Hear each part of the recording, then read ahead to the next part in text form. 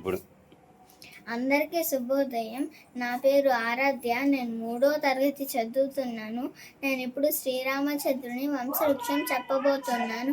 శ్రీ మహావిష్ణువు కొడుకు బ్రహ్మ, బ్రహ్మ కొడుకు మరీచి, మరీచి కొడుకు కశ్యపుడు, కశ్యపుడి కొడుకు వివస్వంతుడు, వివస్వంతుడి కొడుకు వ్యవస్థుడు, వ్యవస్థుడి కొడుకు ఇక్ష్వాకుడు, ఇక్ష్వాకుడి కొడుకు కుక్షి, కుక్షి కొడుకు వికుక్షి, వికుక్షి కొడుకు బాణుడు, బాణుడి కొడుకు అనరణ్యుడు, అనరణ్యుడి కొడుకు పృథువు, పృథువు కొడుకు త్రిశంకుడు, త్రిశంకుడి కొడుకు దుండుమారుడు, దుండుమారుడి కొడుకు యవనాసుడు, యవనాసుడి కొడుకు మాందాత, మాందాత కొడుకు సుసంధి, సుసంధి కొడుకు ద్రోసంధి, ద్రోసంధి కొడుకు భరతుడు, భరతుని కొడుకు అసిద్ధుడు, అసిద్ధుడి కొడుకు సగరుడు, సగరుడి కొడుకు అసమంజసుడు, అసమంజసుని కొడుకు అంశమంతుడు, అంశమంతుని కొడుకు దిలీపుడు, దిలీపుని కొడుకు భగీరథుడు, భగీరథుని కొడుకు కుకుత్సుడు, కుకుత్సుని కొడుకు రఘువు, రఘువు కొడుకు కల్మాషపాత్రుడు, కల్మాషపాత్రుని కొడుకు శంకరుడు, శంకరుని కొడుకు సుదర్శనుడు, సుదర్శనుడు కొడుకు అగ్నివన్నుడు,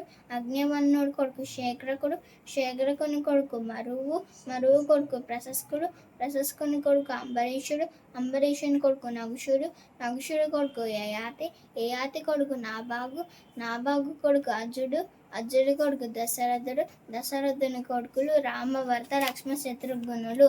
ఇదే శ్రీరామచంద్రుని వంశవృక్షం. ధన్యవాదాలు.